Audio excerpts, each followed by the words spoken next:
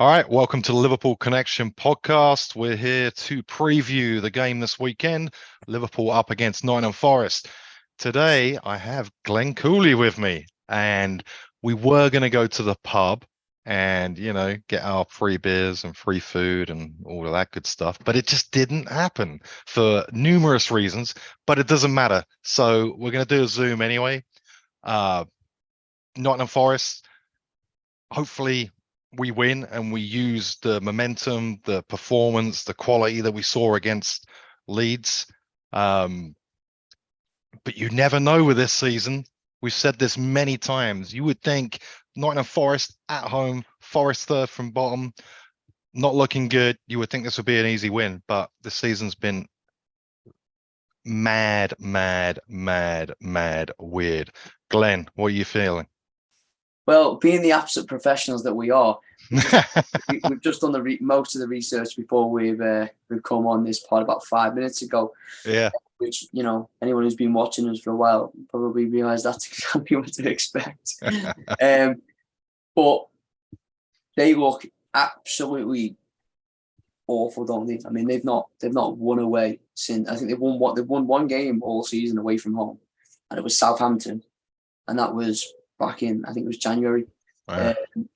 So they're absolutely crap, aren't they? You'd think that if you could probably pick any other team to play right now at home, it would be them, just for this being so short of confidence and just being so poor on the road.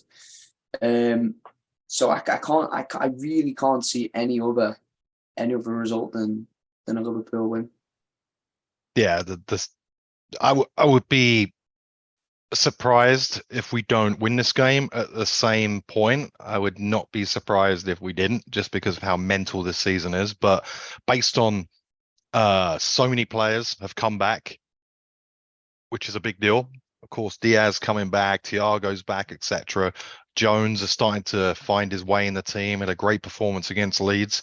You would think we would go out there, put on a really good performance, and maybe another one of those goal feasts that we've seen numerous times this season. Because Forest again, it's a situation where Nottingham Forest have signed 30 players this season, which is ridiculous. It hardly ever works when you overhaul not just your team but your squad like that.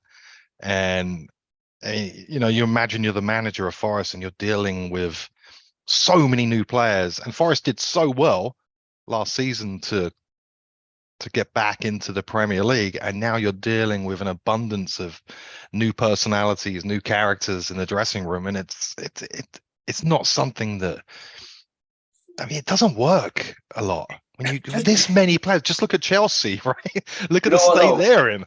But just simplify it, right, and think of it like this. And to be fair, like, Forest did have a lot of players that are out of contract, people that are on loan, so they did need to probably bring in like maybe 10 players. Maybe 10 at the most. But just think about it in your own work, right? So I work for myself, so it doesn't really work for me. But, like, when if you're working in an office or wherever you work, and you get like 30 new staff in, right? And you're like, what's his name again? You know what I mean?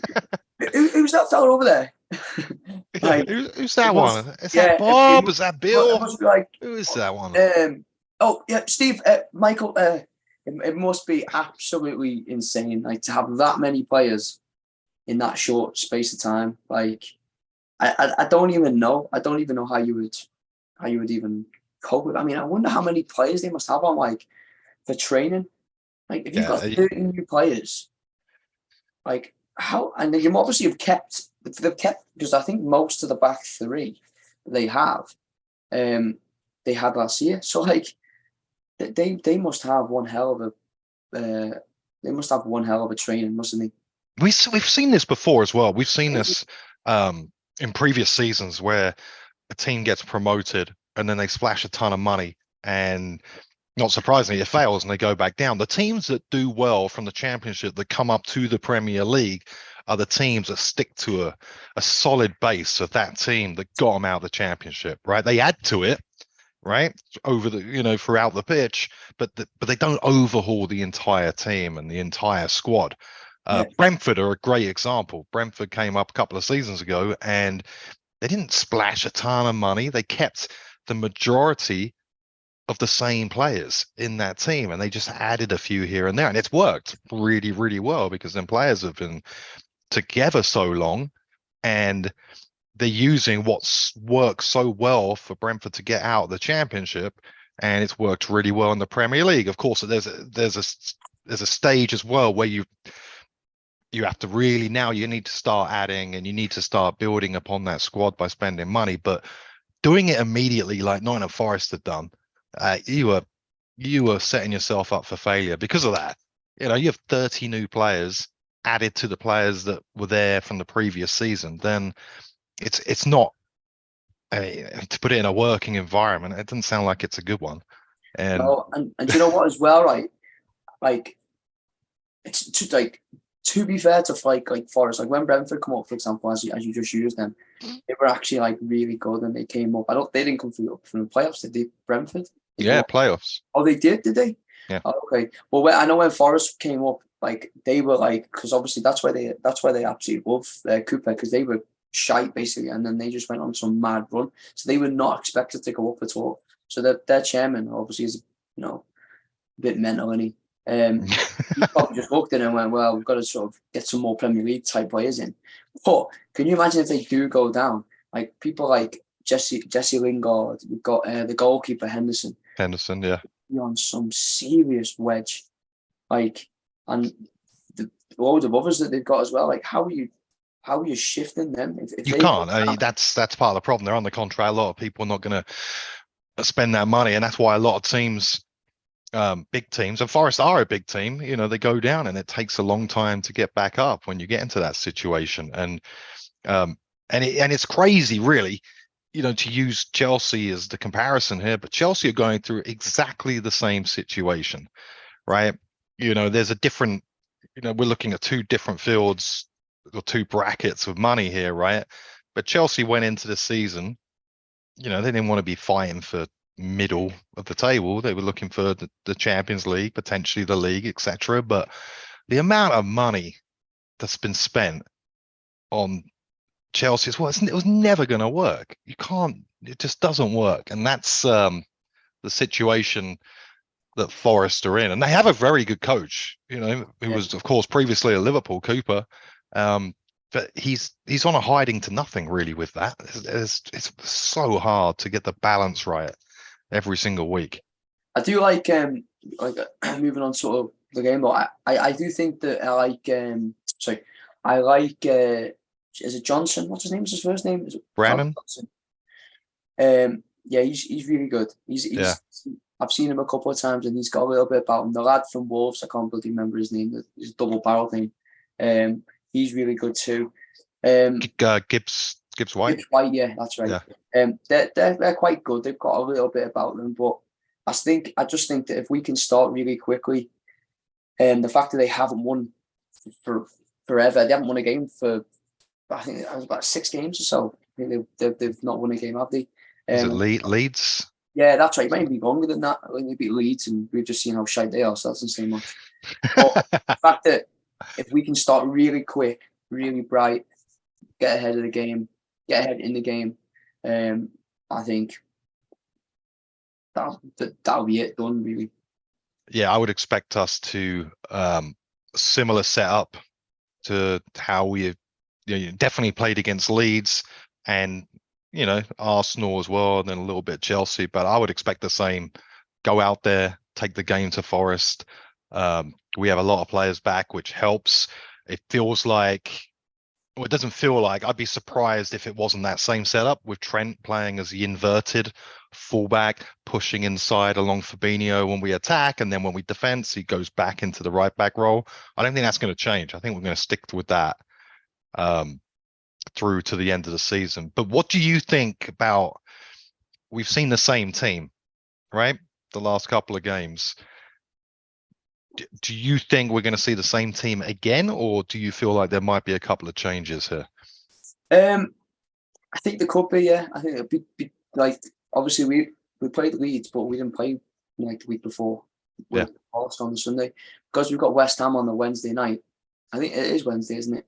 Anyway, it's midweek. So if we've got them on the Wednesday night, so you can maybe do it. And the fact that all 6 of them, I mean, we're doing this Wednesday night. I don't know if this season someone will get injured, but we have 6 forwards available. So if it is a case of maybe Firmino coming in, or maybe, I think it's probably a bit too soon for Diaz to get a start.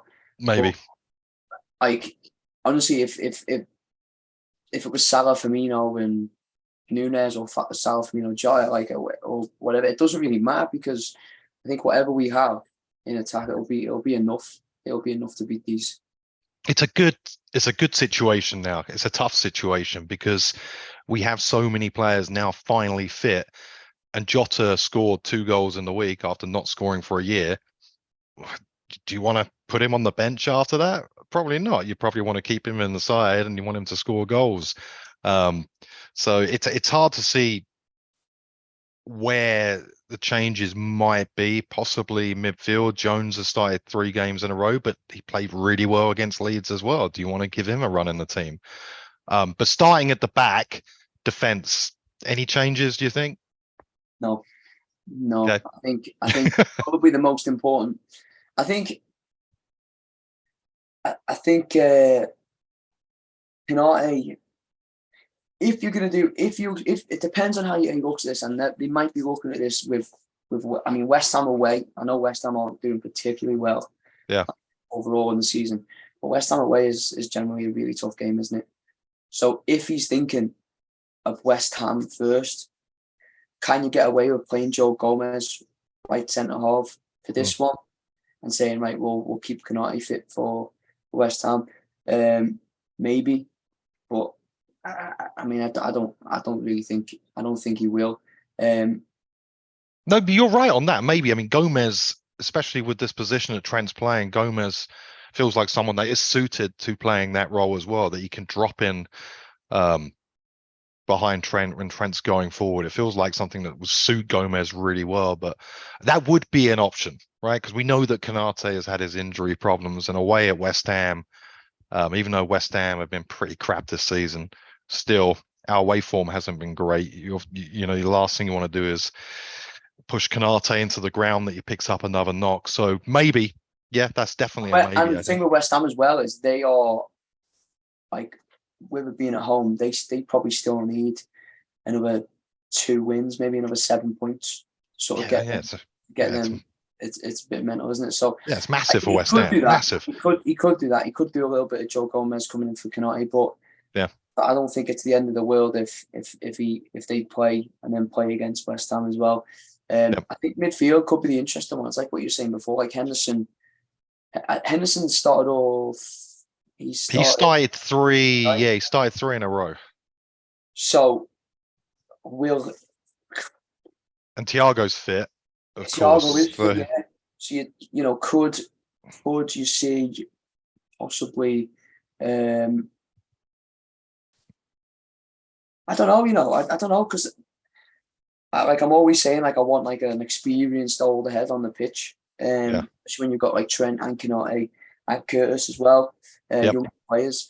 I wouldn't mind having that older player. So the fact that you've got the 5 subs, if you can try and score early, then maybe Henderson only has to play half an hour. He only has to play 60 minutes. 60 minutes. But here's the thing, right? So if we go through the midfield, right, Fabinho's going to start, because we don't really have. That's one of our biggest problems. We don't really have another option for that position. Do you know what, mate? Just a quick one on that. Could, with it being now like a double, with it being like a double pivot, could Thiago, because Thiago came on later in the game for Firmino, could Thiago and Trent be a double pivot? They could potentially going forward. I wouldn't do it. I wouldn't do that now. But I'm saying Nottingham Forest at home. I mean, I'm not doing that against Arsenal or Man City away, but against Nottingham Forest at home, could you do it? I don't know if you can. I don't know if Thiago and Trent are going to be good enough. I mean, again, it's against Forest, and Forest are not very good.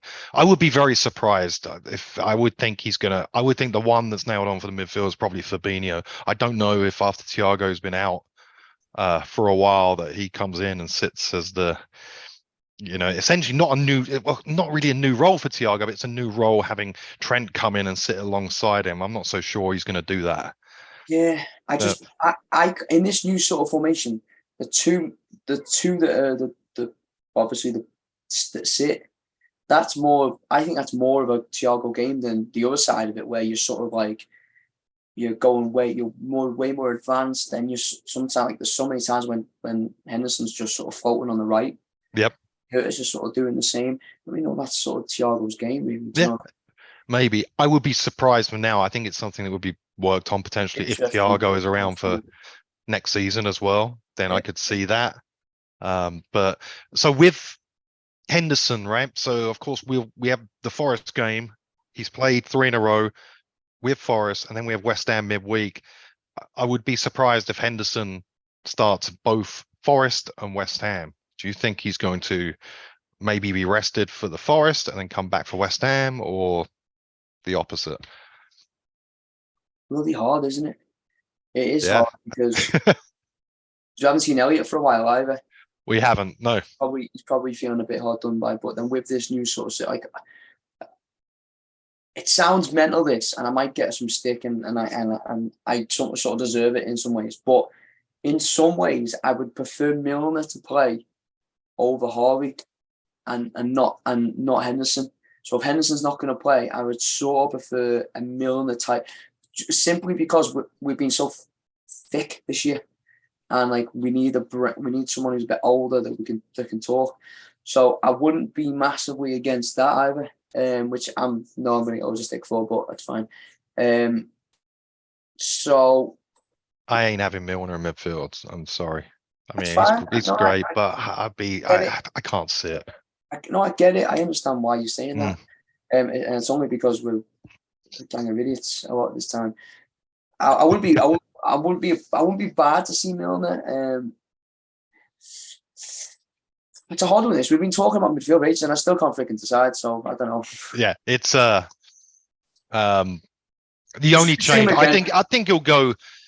I think personally, if I was going to pick 3 that I think he's going to do for this game, thinking about West Ham in the week coming up as well, I think he would do Fabinho, Thiago, maybe Jones, or Jones or Elliott. He might keep with Jones just because he's been playing so well and he had such a great game. I think the one change in midfield, maybe Thiago for Henderson. Yeah, the only thing I'd say with that is when Thiago and Jones typically play from the left. Yep. Henderson, Milner, Harvey is more the right side. It's more the right hand side, but we'll see. What about up front? Front 3. Pick any 3. They're that good. Well, after 20 minutes the other day, I didn't want to see Joe play for Liverpool again. He was dreadful, wasn't he? He was. I mean, he's trying to get involved, so credit to him, and he didn't stop running, but he was terrible the first half. But yeah, like you were saying before about Joe, I feel like he'll probably go and score another 2. Do you know what I mean? Like he's that sort of player. You got to keep him in the team, haven't you? You've got to keep him in the team. I'd probably do Jota. I want to see Gakpo all the time. The more I do this pod, the more I talk about this now, the more I'm like, just play the same team. I know, that's where I'm heading, really, right? Because if you start doing like changing a little bit, it's just like it's more of a boy. Play the same team maybe, and then hopefully you can get up 60 minutes, change it around again. So just basically ignore the last 10 minutes. But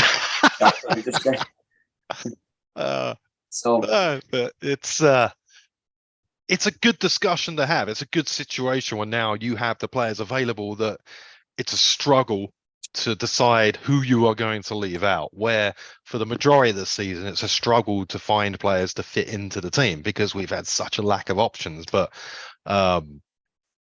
it's good because we want to have good run to the end of the season. We want to give us we want us to have bigger opportunity as possible to get as close to top 4. Highly unlikely, but we need to pick up a really good run of form because it helps us going in next season as well. It's good. You want to end the season really well. Yeah. But yeah, I mean, I'm be more than happy with the same lineup. I would just think he's got one eye on the West Ham game in the week, and Henderson started 3 in a row that might be the one change, but we'll see. Yeah. What do you think score-wise? There's a part of me that wants to go quite big here, but I'll be happy with honestly be happy with 1-0. Just to get us another win on the books. I will go I'll go somewhere in between. I'll go 3-0 Liverpool. You're gonna say 12-0 or something here, aren't you? No. I might say we'll lose because I said we'd lose against Leeds and we won. So it's impossible this season, right? But here's what I want to do. I want to see one of Liverpool's greatest ever performances at Anfield was against Nottingham Forest at the end of the 80s, and we won 5-0. And the great Sir Tom Finney said it was the greatest performance he'd ever seen. And I remember watching that game. I wasn't at the game, and it also wasn't on TV, right? Like, it's not like how it is now where all the games are on TV. So you had to watch the highlights, and you started hearing as the game was going on because it was on the radio, and it started picking up. This was an amazing performance by us, right? And you're like, I really need to see this. And then you saw the highlights after the game, and we were magnificent that night, on the greatest performances that we've ever had. So let's match that 5-0. That's my prediction.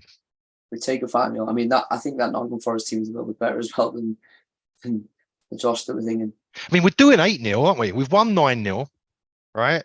We put 7 past Rangers, right? 7 against the Manx. 7 against the Manx.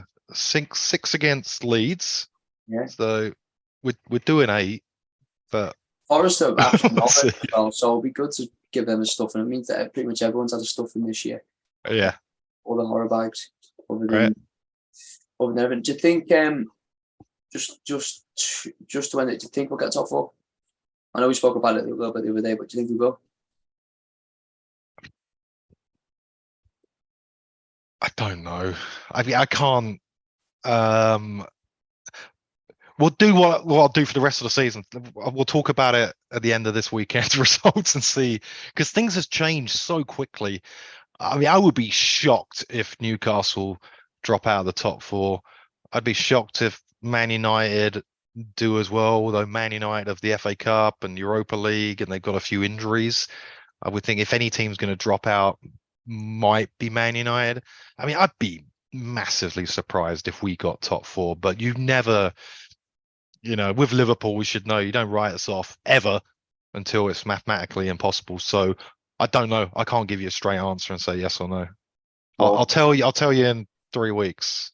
I don't think we will, to be fair, but yeah, should be too tough. But give us 5, 6, well, whatever's left. Give us loads of fun for the rest of the season. And all I know is I would rather ban a pit. I don't want the Conference Europa League thing, but if we get in Europa League, that's good because it's another opportunity next season to get into the Champions League in case the league form isn't great. So, I'm not against us. I think it's ludicrous to say we shouldn't want Europa League. If that's the best option we can get this season, then we should go for it, embrace it, because that competition has given us some fantastic memories over the years as well. Maybe it's not the Champions League, but it's another opportunity, right, to win a cup, one that Jurgen hasn't won. He's won everything else, but he hasn't won the Europa League. So there's that. Yeah. And then, of course, the benefit in the Champions League. So if we get Europa League, that's great as well. I'll be happy with that after this disaster of a season. So no, not for me. I'm not interested. I know you're not, but we're in the middle of July. Thank you very much. Oh, you will be if we're in it and we're doing well. I like to go, but yeah, imagine that, right? And the game's on at fucking daft times as well. Like the game's on some of those games in the Europa Conference and all that. It's on absolute mental times. Yeah, well. So yeah. I mean, for us, it doesn't really matter. It's all mental, isn't it? But anyway. All right. So, we will wrap it up. Thanks, Glenn. Thanks for watching. Make sure you subscribe. Make sure you like. We've got some a great interview story coming up with Jan Molby, former Liverpool player, legendary player. That will be up and posted pretty soon. So definitely you want to tune in. You want to watch that. But thanks and have a good one. And hopefully we win this weekend.